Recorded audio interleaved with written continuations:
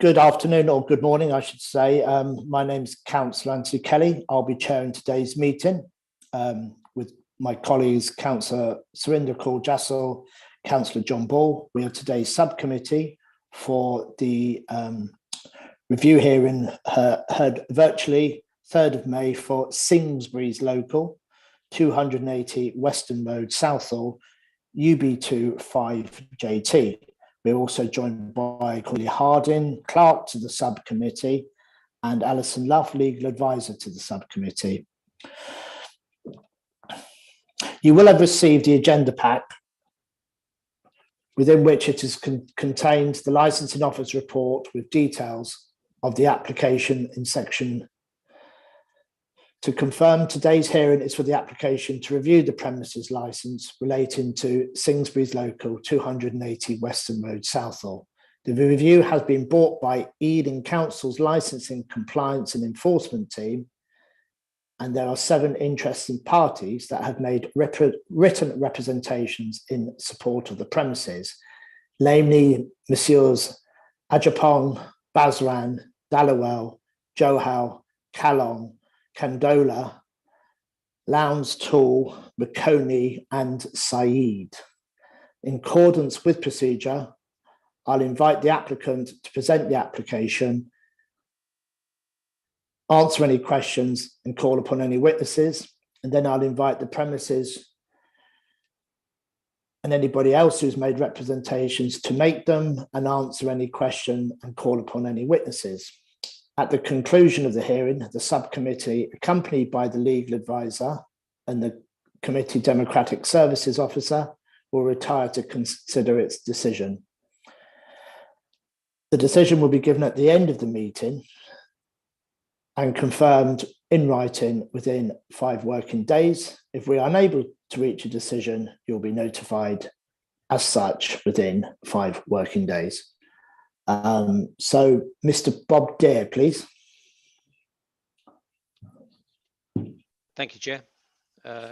This is, as you say, an application to review a current premises licence for Singhsbury's, which is 280 Western Road, Southall, UB2 5JT. These premises have been licensed since the 12th of January 2006, and the licence was transferred to GNDJ Limited on the 30th of October 2018, when Mr. Chaljmeet Singh was named as the designated premises supervisor. The premises licence was varied again on the 10th of August 2021 to specify Mr. Tirat Singh as the DPS. This review has resulted from 4 licensing visits to the premises. The first one being on Tuesday, the 3rd of September 2019, 11 o'clock in the morning, when the purpose of the visit was explained, and behind the counter, a small plastic bag was located where they found 4 packets of non-duty paid cigarettes. Also in the bag was various packets of Indian tobacco. On the shelving was 6 70cl bottles of High Commissioner whiskey, which had duty paid stickers stuck over the original labels, making it duty diverted. The rest of the shop was checked, and at that time there was a metal cabinet at the rear, and we found 3 further bottles of High Commissioner that were identical to the ones found on the shelf behind the counter. In another of the 2 drawers, we found a quantity of Indian tobacco packets, and these photographs were taken and exhibited. And in total, these signed over for destruction, a warning given from that visit, were 80 cigarettes, 6.3 litres of non-duty diverted alcohol, and 4.8 kilograms of Indian tobacco. We returned on the 14th of February 2020, and behind the counter was the same shop assistant as the previous visit. After identifying ourselves and the purpose of the visit explained, He stated that nothing would be found behind the counter, but in a small plastic bag, we found 1 packet of non-duty paid cigarettes, 150-gram pouch of roll your own tobacco, 130-gram pouch of roll your own tobacco, and 41 packets of Indian tobacco. All of these were listed and signed over for destruction. On Thursday, the 1st of December 2022, I visit the premises, and there was one Sikh male behind the counter and another Asian male who was stacking crisps onto the shelves. He produced identification and introduced, I did, sorry, and introduced myself, sorry. And the Asian male from who was stacking the shelves turned and walked smartly out of the shop. As he did so, the Sikh male behind the counter tried to hand over a small plastic bag, and he said to him, "Your bag." But I grabbed the bag, and inside were small pouches of Indian tobacco and 1 vape box.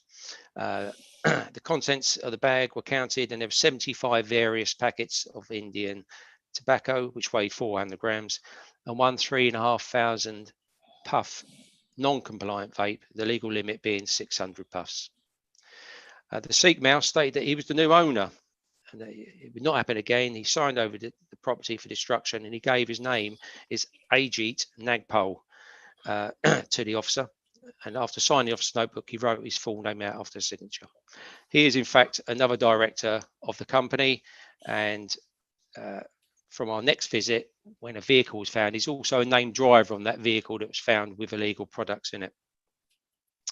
On Saturday, the 28th of January 2023, officers returned again to the premises, accompanied by officers from the Southall Ward, Green Ward, as they had received complaints regarding the premises. As we entered, one of the males encountered the Asian male from the visit of 1st of December 2022. But this time he wasn't as quick as he thought he was.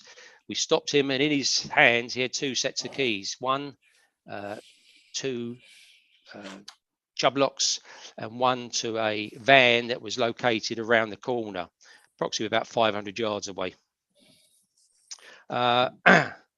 We officers also went to the rear storeroom, where they found a male drinking whiskey from a small plastic cup. There was an open bottle of whiskey on the shelf next to him.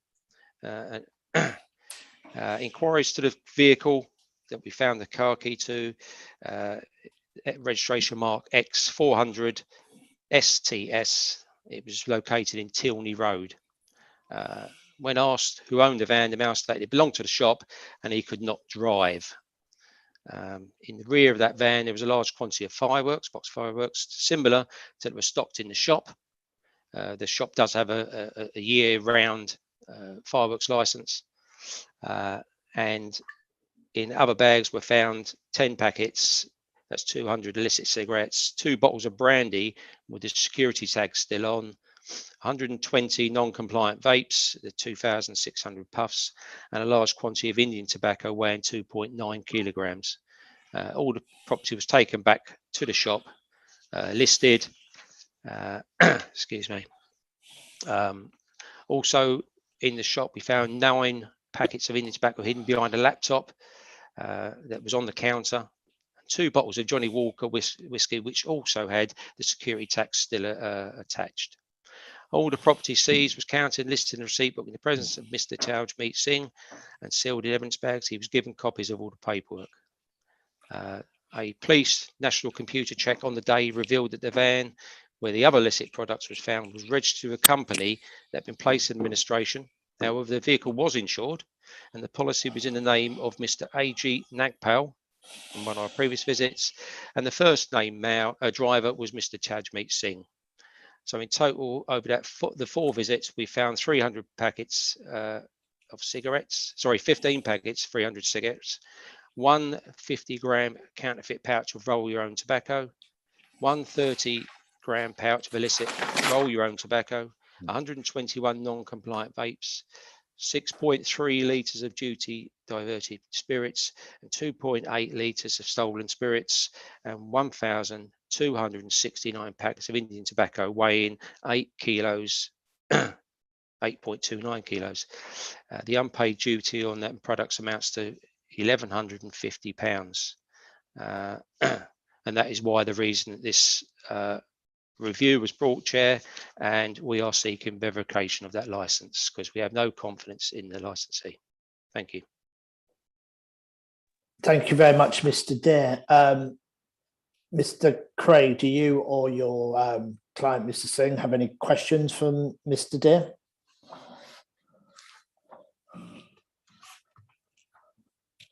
I do, Chair. Sorry, apologies. Yeah, just a couple. Mr. Deere, you said that. Forgive me. Let me get my notes. You said Ajit was an officer of the company. I'm a bit confused by that. I had to double check at Company's House. There's only ever been one director of the company. Mr. Singh, why have you arrived at that conclusion? Oh, sorry, my mistake there, Mr. Craig. I thought he was a director of that company. And you've and I'll be making submissions on this. You've stated that in terms of the car, the van, sorry, it was a VW. Is that right? That's right. It was, yes. So I was just saying you don't need to answer that. This is for Mr. Deere. It's okay. I've not seen the reg previously. You say there was a check undertaken. Is that you've not submitted that as part of your evidence? Because my instructions are contrary to what you say in your representation. Is there any reason that's not been submitted? No, well, the police did the check that was with us on the day and informed us of those details. Right. Okay. Do you know if that van is still there or not? It was the day I served the review, just further down the road. It had been moved. Right. So it was still in the local area. And I'll have to ask you this. There seems to be some confusion around who was there at the time. The gentleman who had the key. Would you obviously would you be able to describe him in any more detail? Asian, in his 20s, about 5'5", 5'6". Did he have a turban? No, he didn't. No. And where was he stood? On the first or second visit that I encountered him.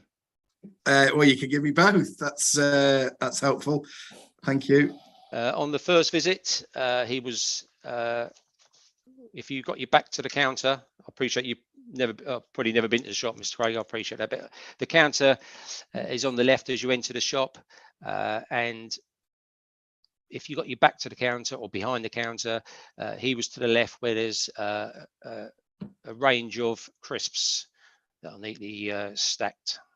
And that's where he was stacking those shelves on the first occasion. The second occasion, he was stood probably near enough in the same direction. But when he saw us, it was noticed he had 2 keys in his hand and he tried to leave the shop. Okay, all right. Just give me a second. My client just texted me. Yeah, sorry. Yeah, did you take any details of this individual, name, address, or did the police? No, what happened was he took us round to where the van was parked. And when we managed to get the van open, because the side door you couldn't open at all.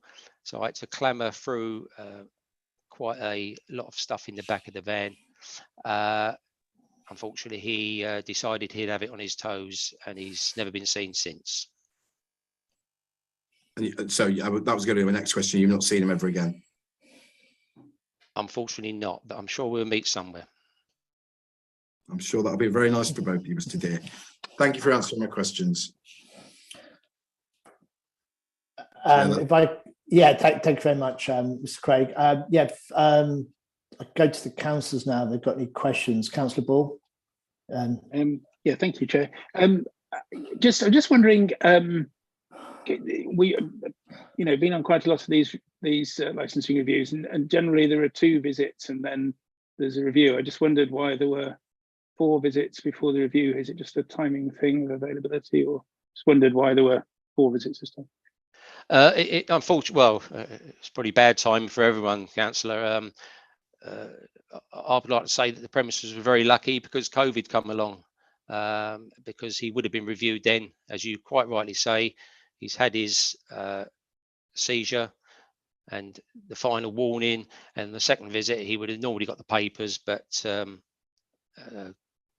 unfortunately timing got the better of us. Thank you. Could I just ask a follow-up question from that, Mr. Deere? Have there been any other visits where to the premises other than the ones listed by yourself or by your section officers? None at all. Only the last visit I made to the premises when I served a review, and that was the last visit.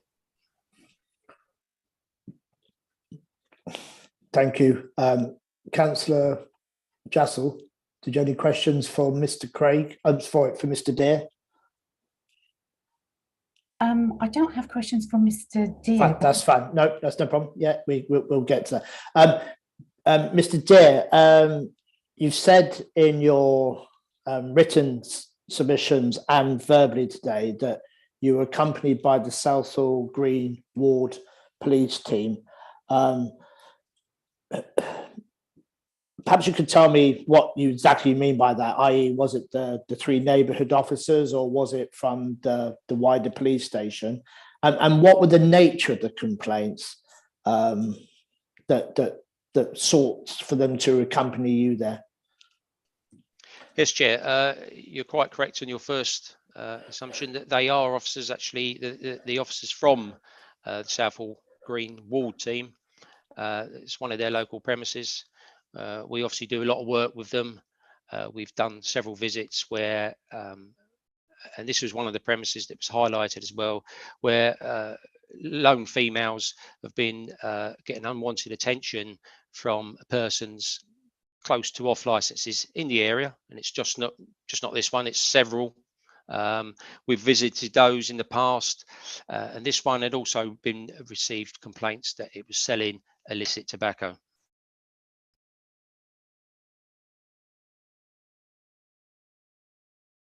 So that's what's led them. But who took who? Did they call you, or did you call them? So, I'm just trying to get. Yeah. It was a co-production thing. It was a joint thing, obviously, because of we do a lot of visits in the area with them. They wanted to revisit some of the premises we'd done on a previous occasion, and this one, obviously, we wanted to revisit, obviously, because of the visit in the 1st of December as well. Okay, yeah, no problem. There was no. That's fine for me at the moment. So if we go to Mr. Craig now, if you'd like to make your submission, sir. Thank you very much, Chair. There's a number of elements to Mr. Deere's review application. Just make the point that no other responsibilities, including the Metropolitan Police Service, have made any representation. I just want to be clear that Tajmeet Singh has been sole director of the company since the 11th of September 2018, which is just prior to the transfer of the licence the following month. So he's been in charge of the premises throughout that period. I guess it's to get approaching 4.5, maybe it took actually approaching 5 years now. In fact, doesn't time fly? So there's no other representations in relation to this review other than ones that are in support of the premises. So I make that point. I'll take you through those. I think it's important that none of those people are here today. And I think it's right that through me they have some sort of voice today. So I'll deal with those reps in due course. I'll firstly deal with the visit in January of this year, because obviously that's what's given rise to this application. I mean, look, the visits in 2019, 2020 are of some antiquity, and no criticism is directed at Mr. Deere in relation to that, but that's a matter of fact, and there is limited weight I would submit. A review has to be ultimately the matters that are most relevant in the review clearly are those that are most recent in time, and certainly those matters are, as I say, of some antiquity. But I'll deal with that visit in the January. First of all, obviously we're not in a position, certainly my client's not in a position to investigate this matter further, but the position with regards to the van is as follows. It was owned by an individual called Sachin. My client has a van of his own, which he has had since 2009. However, I'll even give you the registration. There's no reason why I can't do that. It's Lima Bravo 59 Kilo Yankee Tango 2009. I'm struggling to read my writing here. Am I right? Is it a Vauxhall, Mr. Singh? Yes, Vauxhall. Yes, he's nodding. That's right. It's a Vauxhall. That was my writing when we spoke yesterday. That van simply isn't big enough to carry some loads legally, and accordingly my client has borrowed that van from a gentleman called Sachin on a number of occasions, particularly in order to transport fireworks. So obviously you've seen the redacted supporting documents. There is reference to fireworks license to these premises. My client utilises that, doesn't utilise it for New Year's Eve, doesn't utilise it for Guy Fawkes night. He utilises it for Diwali essentially, and he sells a lot of fireworks around that time, and accordingly he needed to borrow this van. So the van was owned by Sachin. Now Sachin was a gentleman with the key. I don't know why he said the things that he said. I'm not just going to accuse Mr. Deere of not presenting the true position. But he's nothing to do with the shop. He was there on that occasion, and why he would say the van was anything to do with the shop, because it's not. It was registered in the name of a company. I don't know the name of the company because, again, that's not in evidence, and my client certainly has no means of accessing that. But those items, the van's nothing to do with my client. He was mentioned as, this is quite important actually. My client is abundantly clear on this. He is not the first name driver on that policy. He is the second name driver, and the reason why he was the second name driver on that policy is because on occasions he would use that van to go to Manchester in particular to pick up fireworks in order that he could do that in a way that was compliant. Those fireworks that were found in, I want to be clear on this, those fireworks that were found in that van certainly nothing to do with my client. My client did sell Sachin some fireworks previously. And I guess my client then concludes those are the fireworks. He doesn't know that, of course, because he had no means of access to the van. But those matters that are referred to that were found, allegedly found, were all found in that van. That van is nothing directly to do with my client. He has previously had access to it, but he certainly didn't have access to it on that day. He hasn't subsequently seen the van, and in fact, he hasn't subsequently seen Sachin. Sachin has just disappeared off the face of the earth, possibly as a consequence of Mr. Deere's visit. So what we don't have before us today is any hard evidence around that van. Obviously, my client can't get any hard evidence. I mean, there should be no criticism directed at him for that. He has no means of contacting Sachin. He's disappeared. He has no means of demonstrating ownership of the van. He has no means of demonstrating what he said in respect of the insurance policy. Of course he doesn't. How could he? It's nothing to do with him. But certainly those matters, he is absolutely clear on those. And obviously you'll have questions for him about that. But the position is, in terms of the visit in January, those items in the van were nothing whatsoever to deal with him. There has been some Indian tobacco. I wasn't, in all my 10 years of practice, Indian tobacco is not something I've previously encountered. I had to ask about that. That was stock. The stock that was found in the shop, the stock that came that was there when the premises was purchased in 2018. But I can say absolutely clearly that no, there is now no such stock in the premises. In terms of the allegation, now there is some confusion. The position with regards to the, I just want to be clear on this, Mrs. Singh, the position with regards to the bottles were actually in the shop. That's right, Mr. Singh, isn't it? That's right. They weren't in the van. There were 3 bottles with security tags. My client does deploy security tags. Not uncommon for a shop of this size to occasionally use security tags. I represented a premises a couple of weeks ago where that was the case. Security tags are often deployed by independent, small licensed businesses as a form of deterrent for relatively high value goods. That is something that occurs with some frequency.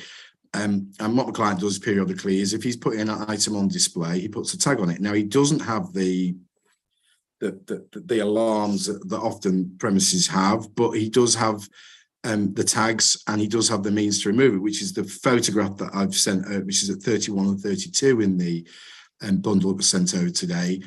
And so that again, the position in terms of what was seized and where is not quite as has been presented by Mr. Deere. My client's clear position is they weren't in the van, they were in the premises, but they are perfectly legitimate. And the reason they've got security tags on is in order to deter people from stealing them from the premises. The fireworks, as I've said, made that clear. The fireworks that were found in the van are nothing to do with my client. They may have been at one point because he did sell some fireworks to this Sachin, but certainly on the fireworks that were found on that day were, as I say, nothing whatsoever to do with him or to do with the premises. I'll just turn, if I may. Again, there's some confusion here.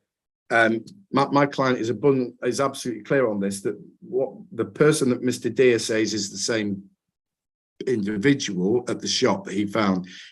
That isn't the case. His position is clear on that.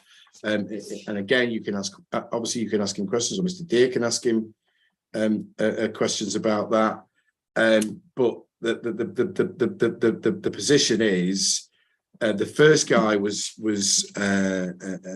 I've got a text here from him. He said the first guy was chubby and the second guy was skinny, and so obviously there was a distinction that to be drawn between the two.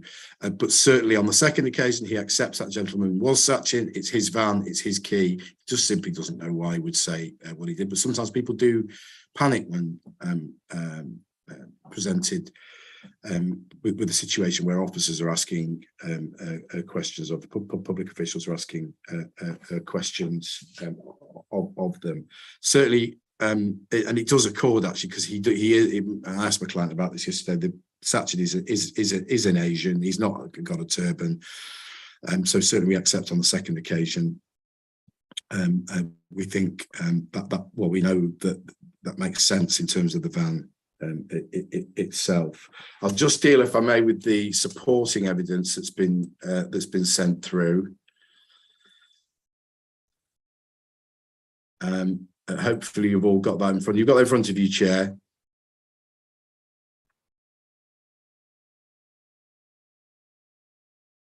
I've got everything I've been given. Supporting evidence. What are you referring to specifically? It's a 32-page document. Yeah. I've got that. Yes, I just wondered what in particular you. Well, I'm going to take you through. I'm going to take you. Great, thank you. All of it.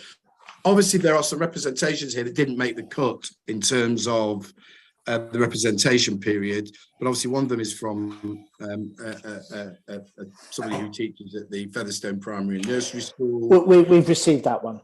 Very well, thank you. Yeah. I won't go through them verbatim, but there is a refusals register that's in operation at the shop. You can see the entries there from the 24th of August, in fact, which is not presently a requirement on the licence.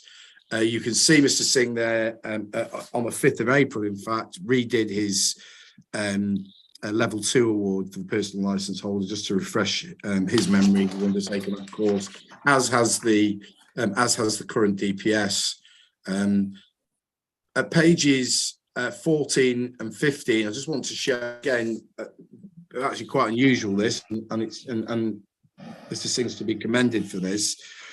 He has registered with the ICO. That very few licensed businesses do this in respect of their CCTV, but he's conscientiously done that. So that's supporting evidence of that. You've got a certificate of service for the fire alarm system. I know many licensed businesses where that isn't undertaken as it should be. That's at pages 16 and 17. You have the license, the fireworks license issued by your licensing authority. That's contained at pages 18 through to 21. You also have evidence of the premises complying with its lawful obligations in terms of the mystery shopper visit by Camelot that was undertaken on the 19th of November of 2021. That's contained at pages 22. You can also see at page 23, that's evidence of just the place the premises has in the local community and support it gives to a local. It's actually a temple that's next door. And then at the end, you see the text messages. You can see it's in the name of Sachin. And this is just to support obviously you've got the dates on there as well that significantly predate the 3rd and the 4th visits, to show there's an arrangement between them in respect of the van that accords with the conversation, with the submissions that I've made in respect of that. And lastly, I'm going to come back to this shortly, but I'll just make the point. There's obviously an article there. I don't know how far that's going to take things for you, frankly, but there's an article there that relates to the premises. You can see there that at pages 31 and 32, the device for removing the security tags is contained in the in that pack. Now, just go back, if I may, to the agenda pack. The premises license itself is, as we can see, of some antiquity. If I just invite you to turn to page 18. That's where the premises license is situated. You can see then at page 19, there's the mandatory conditions, and then you have it at page 20, the conditions that presently subsist. There's no enforceable conditions on this license, which again is evidence of its that these are premises that have not caused responsible authorities any issues over recent years. You can see that it makes reference to Good Friday and alcohol is reference to members of Her Majesty's Naval Military Air Forces. These are conditions that came over on the 24th of November 2005 when the Licensing Act was enacted. And so there are no conditions on this license. And so turning back, if I may, to the supporting document contained within there at pages 28 and 29 and 30 are what we are proposing. It should be conditions that are imposed on this license. Conditions under the section 182 guidance should be under paragraph 1.16 should be precise and enforceable and capable of being met and appropriate for the promotion of the licensing objectives. These are all conditions that one would ordinarily place on a license if it was being applied for, and I think one of the benefits of a review application is to bring a license up to date. And so you have I'm not going to take you through them verbatim, but I don't expect Mr. Deere has any issues with these in principle. I know his position is revocation, but I'd be surprised if he takes issue with them in terms of their overall effect on the license. They relate to open containers, they relate to CCTV, incident book, refusals register, training, notices in relation to public nuisance, number of conditions around public safety, and of course, imposition of a challenge 25 condition. So we would invite you to impose those conditions. I note what forgive me, Councillor Ball says about 4 visits. You may feel on the basis of that a short suspension is appropriate in order that those conditions can be brought into force, and the appropriate training be undertaking. But certainly that should only be for as long a period as is appropriate for the purposes of that. And also, if you feel the removal of the DPS would serve a purpose, then again that may be something that you would wish to consider, and maybe that can enable my client to recruit somebody from the outside who can focus on purposefully promoting the licensing objectives. And lastly, because I said I would, and I think it's right that I do, I think it's important that members of the public feel that they are going to that they can engage with what is ultimately a democratic process. A blue notice has gone up outside the premises, and people have made representations. They're not here today. They obviously are in support of the premises. I suppose it would be remiss of me not to refer to that, but equally I think it's right that these people have a voice, because it's unusual for an application such as this for members of the public to get involved. And so what these representations do, coming as they do, and you can see that they're all individually written. There's been care taken. They are from people within the community. They are from people who have worked at other premises. They are people who talk about the way the premises acts as a benefactor to the local community, and it's placed there that these are matters that you can properly take into account. Licensing is ultimately a balancing act between the promotion of the licensing objectives, but also the positive impact that the premises has locally. And you can see in all those representations, all speaking individually in a considered way about how these premises are supported, support the local community and are regarded in the local community. So I just invite you, as part of this process, to consider those matters and the value that those individuals clearly place. You'll have read all of those. I don't need to go through them verbatim, but certainly I would hope that those people have a voice within this hearing as much as anybody else, because obviously that is important that they do. And so I've dealt with, I believe, everything that I need to. The position is my client accepts that there needs to be some conditions placed on the licence. Certainly there wouldn't be any resistance to the removal of the DPS, and would invite you to consider suspending the licence for a short period if you feel that's appropriate, in order that those the premises can be compliant with those conditions. Because as you can see, there's no issue with the premises complying with matters where they're not required to. For example, the refusals register and the fact that they passed the Camelot test. And so I don't believe they'll need a particularly long time to come up to speed. But certainly in terms of that visit on the in January of this year, there is a distinct difference between the parties, but you are not in a particularly strong position in terms of the evidence that's before you as to what Mr. Deere is asserting. No details were taken by the police.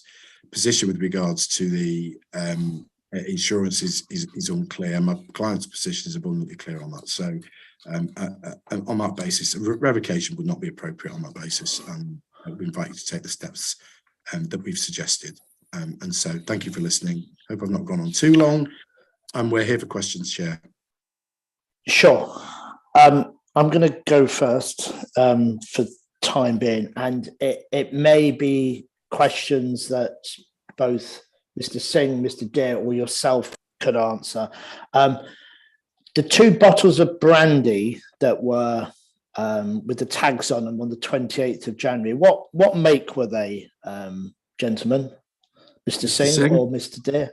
Yeah. I'm not aware. I think when they bought the stuff, the officers were dealing with that on the side. So I wasn't aware what they were or not. Okay. The only bottles I'm aware of is what came out of my storeroom. Okay, Mr. Deer, can you remember? Cavossier, nothing expensive. Yeah. Okay, so well, you know, I was going to say, I think Cavossier is yeah, not cheap. yeah, Prince Consort. Okay, yeah. Which maybe Mr. Deer has more expensive taste. It's not 3 barrels, you know, it's cognac nevertheless. But okay, but in a sense, it does go to my follow-up question. So if I was to go into your shop today, if I was to go into the premises today, how are the spirits tagged, if tagged at all? So at the moment, they're all behind us at the moment, right? So all the stuff behind is tagged. It's not tagged because they're behind us, right? No. But there was 3 bottles of Cavossier tagged. In the seasonal times, we bring that forward in front of us where we have a promotional bay. So we put that there where the wines are. So we put all the spirits, the slow sellers, we put it there, or whatever's on promotion, and that depending on seasons. For example, NBA, when it's on in America, again, Hennessy is on sale. That kind of products, we bring it up in the front just to promote it. That's that. So without season, if there's nothing going on, there's no need for us to put the stock out there. And to make this clear, Mr. Singh, because you don't think you have, when it's located there, customers have access to it. They can grab it themselves. Exactly. They can pick it up themselves. Yes. Which is why you put security tags on there. Exactly. So it's just to deter the products getting nicked, basically. So on Saturday 28th, what would have been tagged in the shop floor? So the stuff behind, no tags. No, because like you say, you're in secure control of it. Right. Like most off licenses you go into, you know, and obviously I haven't been into yours, but you know, the cheaper wine is, you know, not tagged, etc., etc. So what was tagged on the shop floor on that day? Well, this way they found it. This was an excess stock that went in the storeroom from the bottom. What was on the shop? What was tagged on the shop floor on that day? On that day, nothing. That was a leftover stuff that we cleared the promotion bay, was moved into the stock room at the back. This is the Christmas stuff, which we moved approximately about 5th or 6th January. It was week commencing that, so we moved that back to the storeroom. Okay. That's where they found it. They didn't find that on the shop floor on the shelf for sale. It was in the back at the storeroom.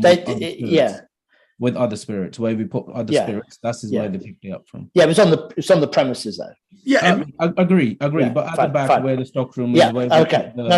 Okay. I've gone as far as I think I can with this. Yeah.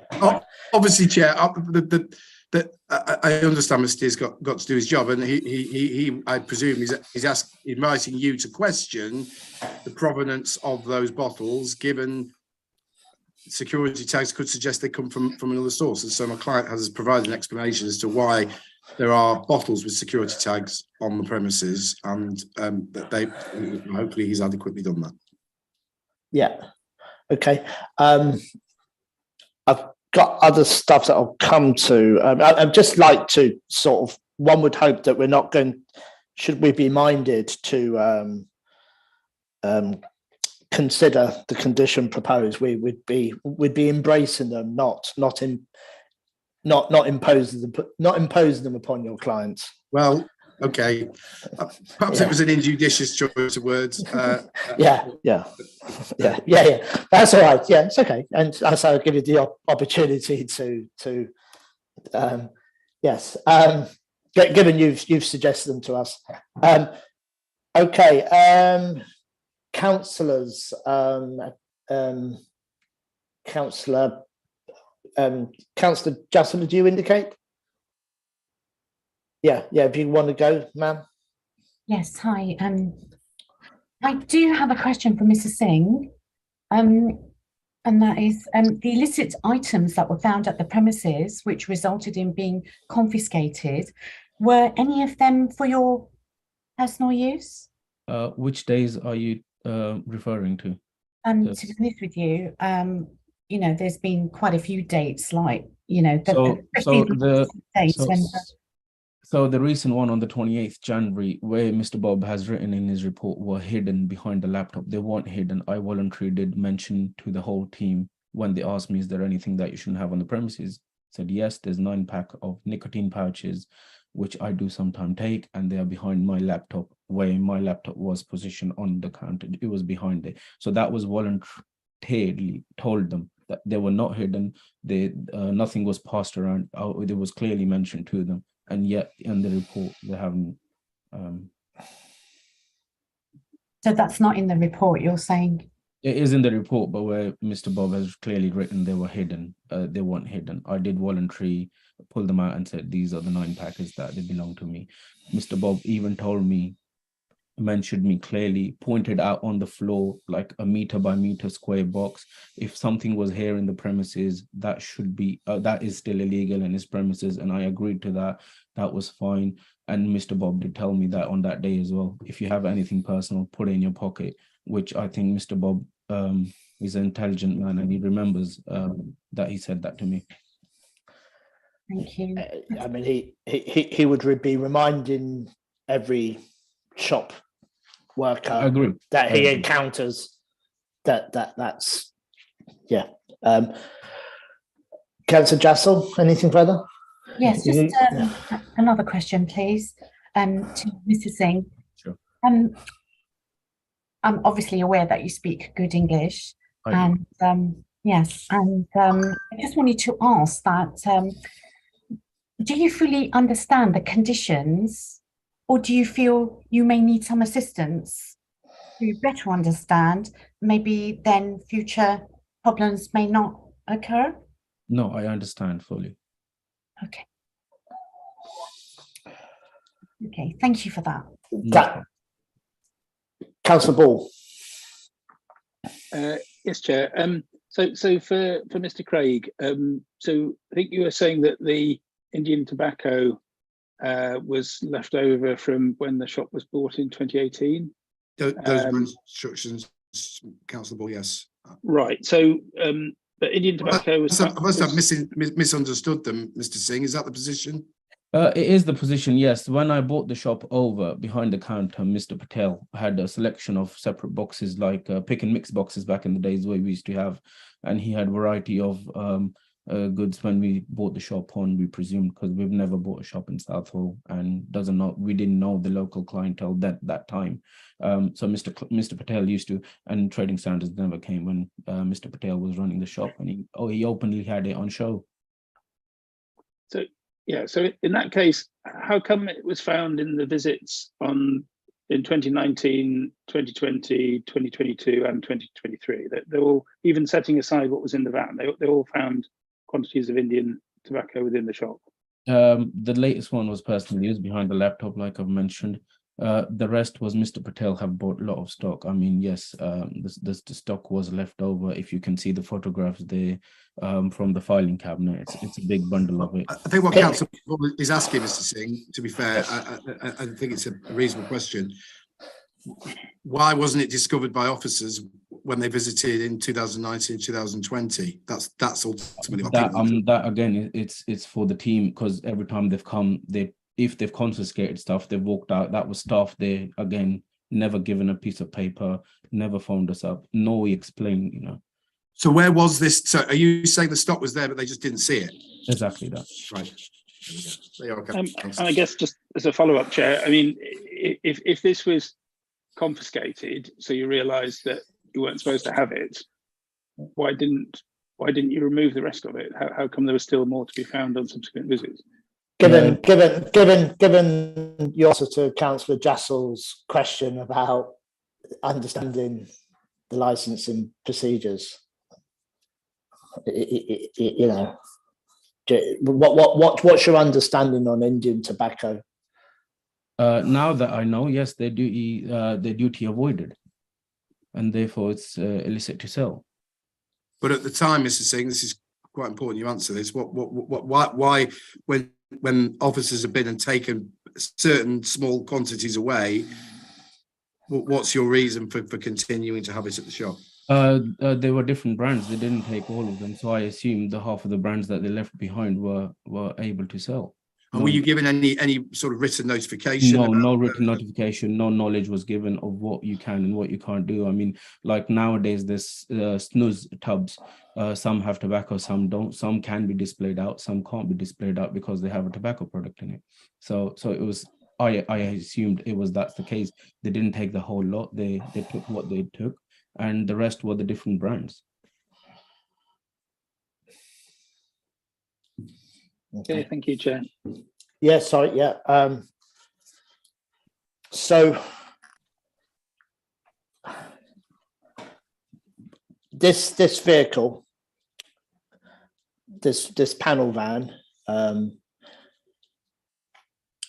you've driven it in the past and you were a named driver on it. Is that correct? I've driven it 2 occasions to bring the fireworks from Manchester to Downhill.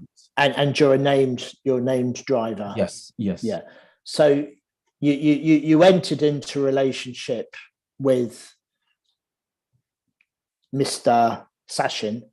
Yes. What so in order to use a car, which is perfectly reasonable. But so who is Sachin? Apart from the chap who's got a local van. customer who lives down the road on Tinley, just got to know him and came in. We started talking to each other, and it was just that he used to park his van outside the shop sometimes where he lived. He couldn't find parking.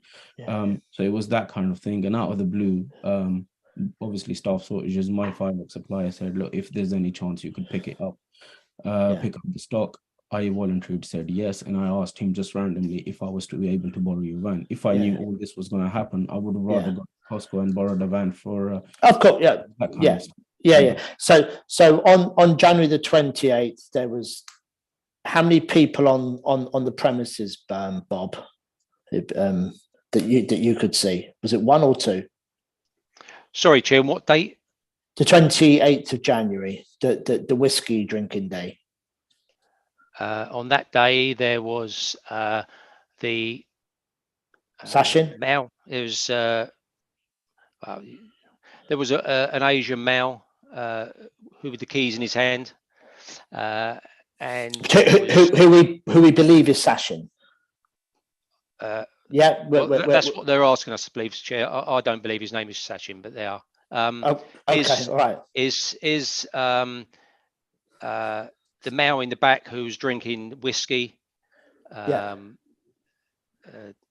tea, Tajmeet. What, this gentleman here? Yeah. So Tajmeet was drinking whiskey? No, he wasn't drinking whiskey. He was in the shop, Chair. Sorry. There was only one male drinking whiskey. Who is the person that presented you to the van? Whose name? No. He was the male in the back drinking the whiskey was let's call him a customer, local resident. There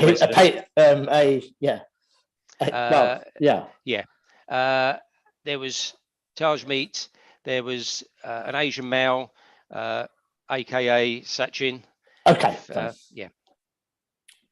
So my question to Mr. Singh is, who was the person, what was the name of the person that was in the shop with you at that time? No one was on the shop with me. I was alone. We have our staff coming after 3 o'clock. I'm confused. On the 28th, there was the chap drinking the whiskey. So I'll explain. No. If you don't mind, sure. Don't mind. Sure. Who was the person drinking whiskey? What's their first name? So we don't know who he is, who's not. A customer walks in. So okay, fine. So you don't know. Okay, that's fine. Walks in. Yeah. Buys a half a bottle of whiskey from me. Yeah. I served him. Yeah. I then walked off to the toilet. Okay. Because I've left the storeroom door open, I was alone on the shop floor. Anybody comes in, I see him. And he's got a plastic cup as well. He's picked up where we have a slush machine. So we have slush machine at the door and there's cups there. Okay. So without my consent, without my knowledge, he's picked that up. He's gone, I'm in the toilet. By the time I'm done my toilet business, the trading standards have just come in. I've literally opened the door. So who's else is in the shop with you? You've so the guy drinking the whiskey. Just myself, guy drinking the whiskey at the back, who's then followed me, and then the guy apparently Sachin, who was filling the crisps. Sachin, who was near the crisps. So he works for you. He don't work for me now. Okay. But you've gone to the back and a chap filling up crisps. We do that on many occasions. We do that on many occasions where when we need to go to the toilet, the door is a sliding door, so it does beep when somebody comes in and we go. Okay. All right. That's fine. Thank you. Yeah. I don't have any further questions at the moment. So get me back to my checklist. Someone's put their hand up just there. Excuse me, Chair. I've got a few questions. Oh, sure, yes. Cindy, you've got your hand up as well, so I'll go to you first, if you don't mind, Bob. Cindy, yeah, just shake your head or talk, one or the other. That's okay. I was just going to ask Mr. Singh that how will you prevent this in the future if you are in the bathroom and then somebody just walks in and takes a cup and drinking on the premises and you're not there? Sure. So what we've done now is we've invested in the sliding door to be locked with a remote control from the main door. So this is one thing we have appointed. I've told all the staff. So if you were to go on to put the kettle on and go to the toilet, that door needs to be locked. We then have another door which had a normal handle on it, which now has a pin pad on there. So that pin pad, if that needs to be shut at all time, it's got a perco fitted in there for a fire door. So that will always be shut. So then there's 2 layers of security now. So the front door will have to be shut if we're alone and going to the back. And then even if we are at the back, that second door will have a pin pad on there to access the storeroom and the toilet and the kitchen side. Right, that's because it's really important, because that could be a risk factor. So I am pleased to hear that. Thank you. Yeah, no problem. Yeah. I don't see Councillor Ball waving any digits. Bob, questions to Mr. Singh and Mr. Craig? Thank you, Chair. I suppose the first question is, on the licence, we have Tiarat Singh, who's the DPS. Is that Mr. Tajmeet Singh's brother? Yes, he is. Right. He wasn't there on the day, was he? No, he wasn't there on the day. I was there. And you have been the licensee of these premises since 2018? Yes, and then I had to shift my DPS because I wasn't there all the time, and I thought it's not appropriate for me to be a DPS if I'm not there majority of the time. I mean, strictly speaking, Mr. Deere, it's I might be splitting hairs a bit. The license holder is a company, but Mr. Singh, Mr. Tajmeet Singh, is the sole director of that company. I suppose he's de facto license holder. I stand corrected, Mr. Craig. So you have been the sole director of a company that holds the premises license at 280 Western Road when there's been 4 compliance visits at your premises or at the premises. Is that correct? It's correct. So the 3rd of September 2019, 14th of February 2020, the 1st of December 2022, and the 28th of January 2023. Just picking up on what Councillor Ball said, it was never mentioned to us on the day that you smoke, chew, suck, or whatever you do with that Asian tobacco in your mouth. But you have actually, we found Asian tobacco every time. So you haven't learned your lesson, have you? Bob, no one asked me that day when I said voluntarily on the 20th of January. It was clearly mentioned to the officers. I do remember the 2 police officers standing in front of the slush machine, and even there, I asked them, and you did say, "Put if it's yours, put it in your pocket." I think you may have confused me with the training standards officer, Brian. I mean, I've got a little bit more hair than him, not a lot, and we're always together. But I definitely never said that to you, and I've never said it to anyone. You would have been told it's an offence even to have it on the premises because it's illicit, non-duty paid. It's an offence to have it on your premises, personal use or whatever. You or your colleague have clearly said put it in your pocket. I think, to be fair, Mr. Deere, there is a reasonable excuse defence to that offence. If you're talking about it, section 144 of the Licensing Act. Is it 144? Is it 141? Yes, smuggled goods on licensed. There's a reasonable premises. excuse defence. It's So what, that's sorry? a matter. There is a reasonable excuse defence to that offence. It's not a fait accompli that an offence has been committed because alcohol is tobacco, non-duty paid tobacco is found on the premises. I just have to make that point. Sure, thank you. Yes, But it is an offence to be on licensed premises or to smuggle goods on licensed premises. Without reasonable excuse, yes. And I don't think there was a reasonable excuse when I found it hidden in a black bag. Anyway, we'll move on to the visit. Sorry, Bob. I would like you to end that sentence, please. Where did you find it? I found that property. It was hidden in a black bag. If it's for personal use, would you keep it in a black bag? Or would you put it in your pocket? Hidden behind a laptop on the counter. It wasn't hidden, Bob. Sorry, I repeat that myself again. I voluntarily pulled it out. You ask every time, is there anything that we shouldn't have on the premises? The bag was pulled out. It wasn't in a black bag. It was the packaging of the product. So there was 9 packets. It was your lady colleague who was in the counter. She pulled it out. So I clearly remember that. It wasn't in a black bag. Right. Well, you should have and how many items are there? There were nine pouches in there, 9 10-gram pouches in there. And how many pouches would one consume in a given day? 2 to 3 packets. It's like a packet of chewing gum, basically. Yeah, it's like a sachet. It's like a small sachet. Yeah. But 2 to 3 depends how much stress my missus has given me. It can. Okay.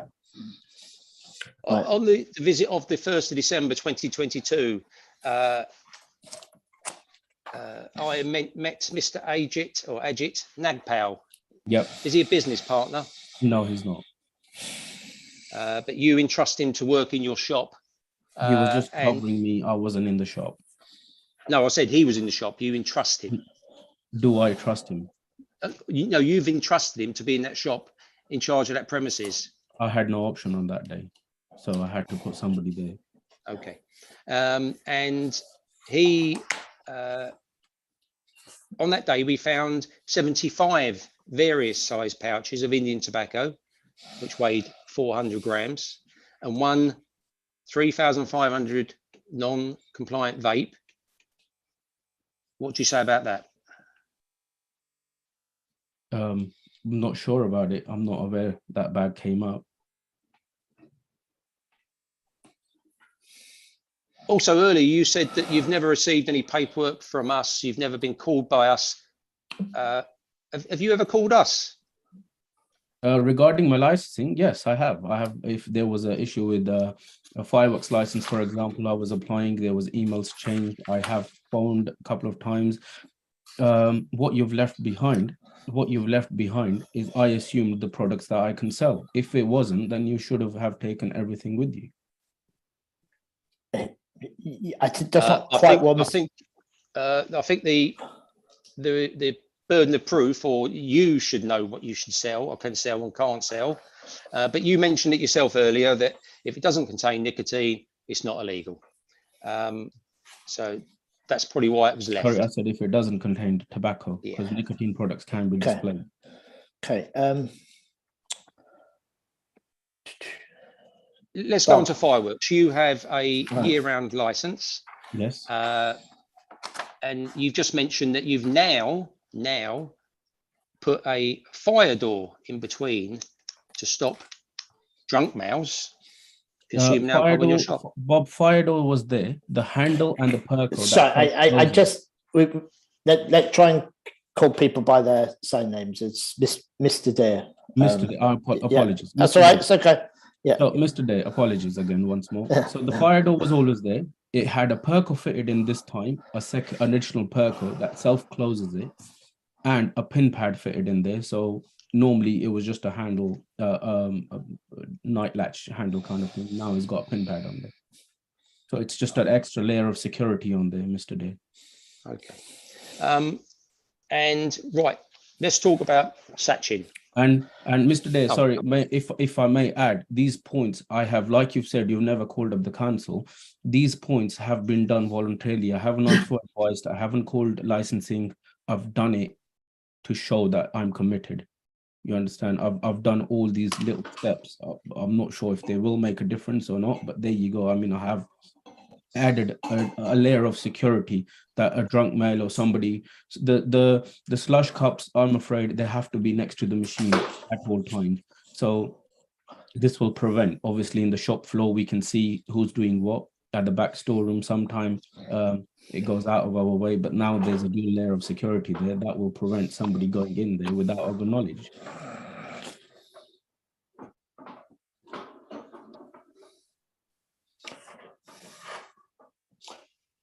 Bob? Mr. Dare seems to have disappeared.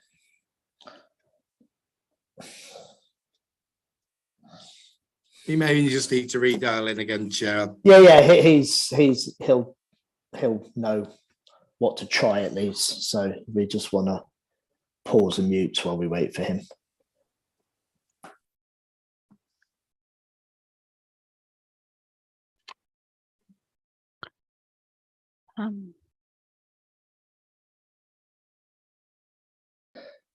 The irony is he's in Percival House, and we're all not. Council IT is wonderful. I hope in council's internet hasn't gone down. I would like to say, yeah, that's. I'm sure that's not the case. Mine did this morning, by the way. I was in blind panic. I only got it going about 10 minutes before the hearing, so I've been running around with BT all morning anyway. There we go. So my sympathies go out to Mr. Dare. Is that Mr. Dare trying to get in? That's the buffering in. Yeah. Hi, Mr. Dare. Yeah, I'm not sure if you got the answer, but we can recap if you need to. I think we need to Sachin. The word security was mentioned. I've been pressing off restart on my computer for the last hour, and I think the word security made it kick out there. If Mr. Singh could perhaps tell me about Sachin again. So yeah, Sachin, how we met him, a local customer, just got to know him through a daily basis of working life in shop, and that's how I asked him for a van if I could borrow his van, and that's how I know him. Nothing personal, nothing we haven't gone out for a pint or anything like that. It's just that comes to the shop customer, and we got along well. Okay, you mentioned earlier you've used that van twice to go to Manchester to get fireworks. Can you remember the dates of those? One was in October of that year, 2022, 15th. Wasn't it? Because I think it was 15th, if I'm not wrong. So that's I know it was a Friday. I know it was a Friday. That I know. So you said 2 occasions. Well, it seems likely you would go in October, given the busy fireworks season is November. Yeah. Well, it's more related to Diwali, Chair. Diwali. Well, that on the 24th of October. Yeah, but I mean, it used to be the case years ago that you'd have fireworks, Guy Fawkes night. Now it starts at Diwali and goes through to what feels like Christmas. but he would be getting his stock in the middle of October for that Yeah. period. Yeah. So one occasion was around 15th where the leftover stock was to be picked up, and one was early month. I can't remember the dates top of my head, but it was early on October. Okay. Mm. And the van, it's registered to him, was it? I don't know. It's not my van. I don't know. You don't know. But you are a named driver, and Mr. Narpole is a named driver that apparently just stepped in for you in that day on the shop. Yeah, no, look, I know Mr. Nagpal. Don't get me wrong. I do know Mr. Nagpal. He's a family friend. So he does help me sometimes. Yeah. And I mean, on fireworks time, look, Manchester's a long way around. If I was to come to shop and then go Manchester, come back, it's a whole day trip. Me driving tirelessly, again, that is putting lives at risk. So obviously I had to take a companion with me. So who did you say? Sorry. So on the first occasion was Sachin, on the second occasion was Ajit. Okay, I didn't answer who went with you anyway, but the first time. But so Mr. Nagpal's been there. Goods were found on the premise when he was there. At least you didn't say he must have brought them in your defence. No, again, I can't answer the question to you for that one. Like previously I said. So. Yeah, and so you're saying that all the identical boxes of fireworks in the van were Sachin's. So they weren't nothing to do with you. You're saying all the boxes. I don't know. I haven't seen the van. I haven't seen the stuff inside it. I don't know what all the boxes. You used it. I've That's used the why van, yes. There's no denial there. I have used the van. Yeah, but that was in October. Exactly. So that was in October. What you found in January, I don't know what boxes they are. Did you even open the boxes, perhaps, what was inside it? Was it fireworks or was it something else? Oh, they were fireworks. Don't worry, I opened every box. They were fireworks. Again, look, this is, I don't know what was inside right. it. Okay. I don't know the number of boxes, the brands of the fireworks. I don't know. Okay. So we don't have any photographs of the items, I don't think, do we? No, not in the report. No. Not in my paperwork. No photos. Okay. Okay, that's it, Chair, for me. Thank you. Sure. Okay. Right. So, I don't see any indications from the councillors. John, I think you were momentarily quicker than Councillor Jassel. So, thank you, Chair. Can I just ask Mr. Singh, what is your understanding of how to determine what alcohol and tobacco products you're allowed to have within the store? Something that's duty paid, come out of a legitimate source, a supplier. And one thing we have implemented now is that if we're not sure, it doesn't need to enter the store. So that's what, even if it comes from a reputable source and we're not sure about it, no, thank you. That's the attitude. Okay, thank you. And for Mr. Deere, could you just clarify where you were going with the fireworks point? Are you suggesting that there might have been breaches of fireworks regulations, or I wasn't quite clear where those questions were going? Maybe hold that till your final submission, if that's okay, unless you think you can answer it quickly. Bob? I can answer it quickly, Chair. Yeah. The premises have been spoken to in the past about fireworks. Obviously, finding a drunk male in the back is not very good because, especially with live fireworks, they weren't in correct storage. That storage should be locked. Now, I see now that Mr. Singh has actually put a lock on the door, which obviously will be checked this year, I'm sure. Yep, no problem. Just one thing on that, Mr. You said the individual was drunk. I don't think there's ever been any reference to him being drunk before, is it? No, he wasn't drunk. He bought. If he was drunk, I wouldn't have sold him any alcohol in the first place. It was me who was serving him. So clearly, he was not drunk. I don't know. Somebody drinking whiskey in a premises is not an indication of a normal drinking habit, at least. Okay. Well, that doesn't mean they were drunk, Chair. No, I never quite. Yeah. I am curious to find out what a normal drinking habit is, Chair. Well, drinking in a licensed premise would be a start. Agreed. That's fair. Yeah. Yeah.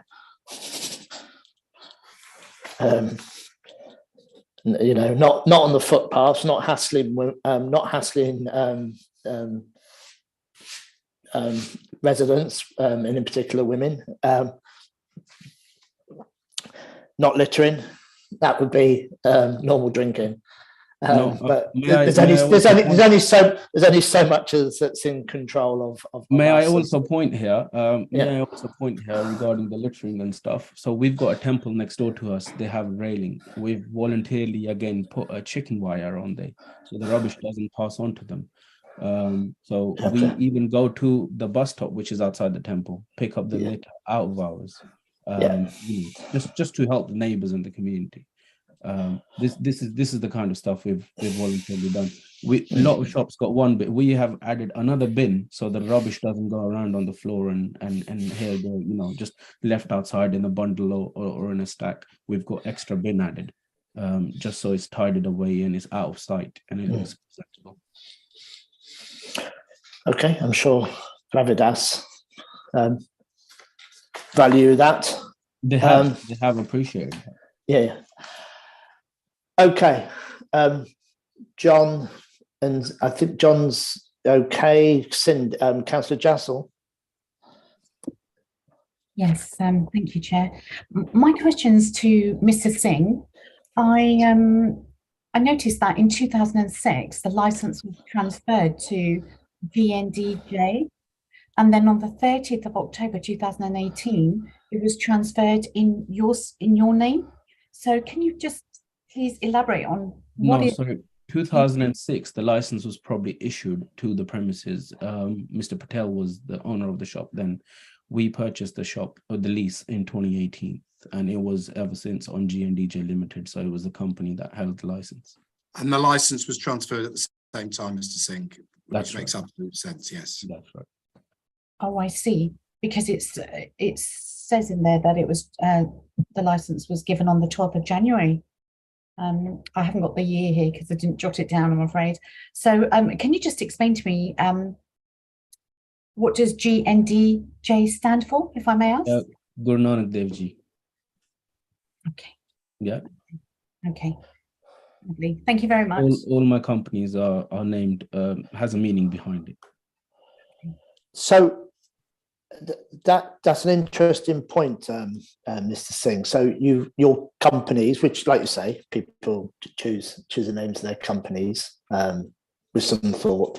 So what other lines of business are you in? For example, are you in real estate and HR? In recruitment? I'm in real estate. Okay, not recruitment. No, fine. Okay, yeah, that's fine. Yeah, obviously. Sure. Okay, Councillor Jassel, Councillor Ball, they all seem associated at the moment. So we go to Councillor Deere to sum up, and obviously Mr. Craig will then go last, so to speak. I wasn't aware Mr. Deere was a councillor now, Chair. I beg your pardon. Is that what I said? Yeah. Yeah, thank you. I did see him chuckling. I don't quite reach that elevated state. Yeah. Well, I used to say Officer Deere because he, being an ex-Metropolitan Police here, but I don't. Yeah. So, Mr. Deere, please. Thank you, Chair. One policy I've always had since the police is never to get involved in politics. So you're not on any election No, You're not, no, on, not you're not on any card tomorrow in not Hemel any Hempstead. Prada. No. So, I will definitely vote for you, Bob, if you, Oh. Mr. Day, if you were to in the local elections. Chair, we've got 4, which has already been mentioned, 4 visits to this one licensed premises. I was asked earlier whether we'd done any other visits. You know, we've got to look at resources issues. There's only we've only a small team. We've got numerous premises that are unfortunately very non-compliant in certain parts of the borough. So our limited visits are that. But this is a premises that I've visited 4 times, and I have found illicit products on 4 occasions. The vehicle, we've heard about the vehicle is owned, well, is insured. We know it's insured allegedly by Sachin, because we have a named driver who's obviously sat here before us today, and his family friend, Mr. Nagpal, they are both named drivers on that policy. The vehicle was owned by a transport company based out in Heathrow that went bust, and the previous keeper has told DVLA that they're no longer the keeper in October of last year. So, but then we find the vehicle still parked in Tilney Road several weeks after my last visit. We find, in my words, my opinion, stolen property with security tags on, and I would class that they're not high value stock. All the rest of the alcohol is stored behind that counter. I say 4 times I've been in that shop and never seen one security tag on a bottle of drink in that shop. Has the premises or the area got a problem with street drinking? Yes.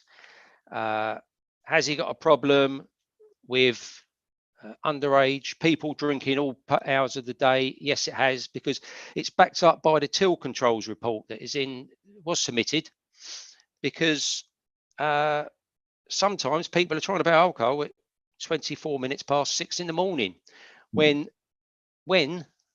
if we all look at the premises license, it says the opening hours of those premises Monday to Saturday is 8 a.m. It shouldn't even be open. It shouldn't be there for people to wander in, stagger in, buy a half bottle of whatever they buy, and off they go somewhere. We have no ID, suspected buying for others. It's all very good. The fact these people are being stopped, but I say there is certainly a problem with people trying to buy alcohol before 8 o'clock in the morning. Sachin is not here, even though apparently he lives in Tilney Road, where the vehicle was found, the vehicle was found and parked. Mr. Singh mentioned he lives in Tilney Road. I didn't mention it. I think so. Sorry, Bob, if I may add here. I think so. He lives in there. Okay. But he's not There's here. There's a lot of I would go looking for him. culture in Southall, so you know. I know it's quite tempting, Mr. Singh, but you can respond to that with Mr. Craig. Yeah, this is sort of uninterrupted. But apologies. Obviously, we've described it. Well, I described him as an Asian male in his 20s, about 5'5", I think I said. Was in that shop twice. The first time he managed to get out of that shop before me, probably with keys to the vehicle where other goods were stored in on that occasion. That's my assumption. But the second time he wasn't getting out of that shop past me, but he had keys on him this time, and he told us where the vehicle was parked, but he can't drive, so it can't be Sachin. He can't drive a vehicle. He said he couldn't drive a vehicle, and if I was Sachin and it was my vehicle and I had insurance for that vehicle, would I have run? No, I wouldn't have run. I would have stood there. But as soon as I turned my back, humping boxes of fireworks out of the way and finding more stolen property in that van with security tags on. He's took his opportunity, but as I say, as Vera Lynn once said, we'll meet again, I'm sure. So 4 occasions, that's why I'm asking for verification. Mr. Craig has put some conditions together for Mr. Singh today. Do they go part of the way to allaying my fears? No, because every premises should be acting in this. It doesn't mention about buying, a condition about buying from a reputable wholesaler. You know, we've obviously got people walking in off the street, buying bottles of drink and drinking them in the rear. You know, I think our joke on the day was it a club that they used to go and drink in the back. You know, stuff's been found in the back before. So I think the time for compliance has ended. 4 visits. We can't keep going back to one shop and finding property. So I stand by my original ask of verification. So thank you, Chair. Thank you very much, Mr. Dear. Mr. Craig. Yeah, I'm going to deal with the van situation in a more general way. The evidence just simply isn't clear enough for you to make any evaluation on position with the van. We've not got any evidence before us in terms of something that was said by the police on the day does not amount to sufficient evidence for you to form any view on that. We've not got any documentation to support what originally was said about Mr. Singh being the first name driver. He's absolutely clear that isn't the case. He's not the first name driver. We don't know the position with regards to Sachin in terms of his driving license. Some nebulous references made to some company that's been put into administration. We don't even know what the company name is.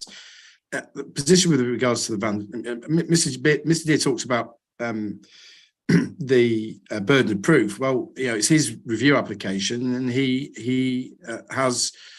It's incumbent upon him as an officer of a responsible authority to provide evidence to support what he's saying. We simply just don't have that position now. There have been 4 visits to the premises, but 2 of them go back a considerable period of time.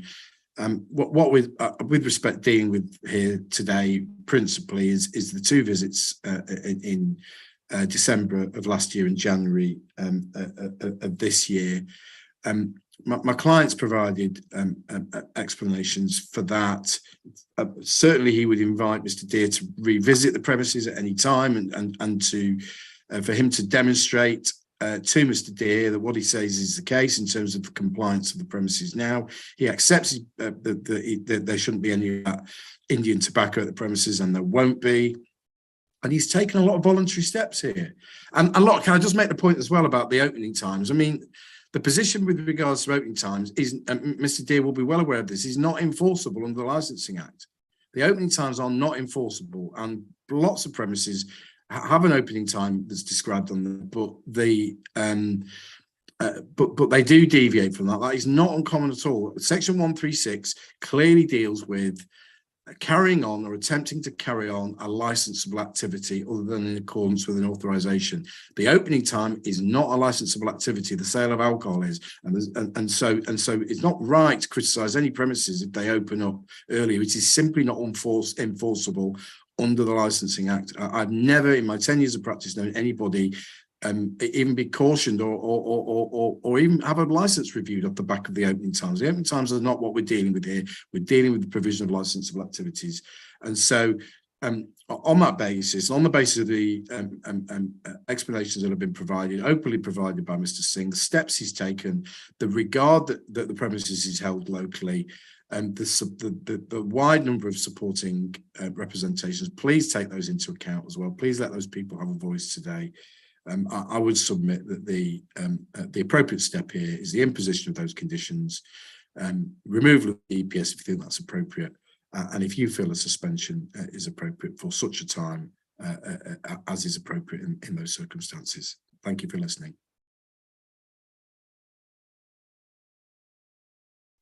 Thank you, Mr. Craig. Got no other indications. Mr. Singh, I'm not asking you to add anything, but just that's we're coming to the end of, you know, if you, Mr. Singh, if you feel you need to say anything that I've not said in relation to what Mr. Deers said, please feel free. No, I think you've mentioned all the so I just want to just so you have no. This is we're at that opportunity now. We're done, Chair. Thank you. That's very kind. Alison, Cornelia, just before we retire, do you think we've covered everything? Yes, I think so, Chair. Thank you. Yes, Chair, nothing. Thank you very much, Cornelia. It's 12:35, so we will retire. Anticipate us to be back at 1:15. And Chair, are we excused until then? You are. So what happens now? Cornelia will sort of put you in the waiting room, so to speak. Put you in the waiting room. Yeah, and then you'll be able to come back in 12:15. Yeah. 1:15. Well, 1:15. Beg your pardon. Yeah. Obviously, we reserve the right to take longer should we need to. No, that's fine. But as long as it's not before then, I can. Yeah. Be making myself busy and get some lunch. Yeah, indeed. Yes, we're going to take a comfort break as well, and we'll deliberate and be back at 1.